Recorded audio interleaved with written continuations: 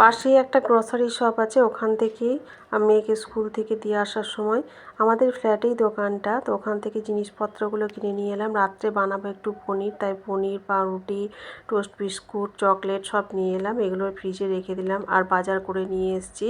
তো আজকে অনেক বাজার করেছি, মানে এত ভারী হয়ে গেছে যে বাজার আনতেই পারছিলাম না। আরও কয়েকটা জিনিসের দরকার ছিল, কিন্তু আর পারলাম না, হয়তো কাল পরশু করে আবার যাব।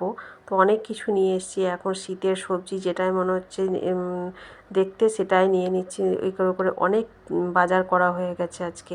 তো মিক্সার গ্রাইন্ডারটা কেনা হয়েছে, খোলা হয়নি এখনও। তো আটাটা দেখো কী অবস্থা, চালের ড্রামে ভরে রেখেছিলাম, একদম পেকে গেছে। তো আটাটা খেয়ে তারপরে হচ্ছে আমি ছাদে গেলাম, কাপড়গুলো শুকিয়ে গেছে, অনেক সকালে দেওয়া হয়েছে। তো রোদটা এখন খুবই জোর। তো কাপড়গুলো নিচেতে নিয়ে চলে যায়। আর ছাদে যে একটা গাছ আছে সেটা জল দিয়ে তারপর দেখো পায়রাটা কি সুন্দর খেলা করছে। সকালে এত পায়রা নামে, এত ভালো লাগে, কিন্তু সকাল টাইমটা আমার একদম আশা হয়ে ওঠে না।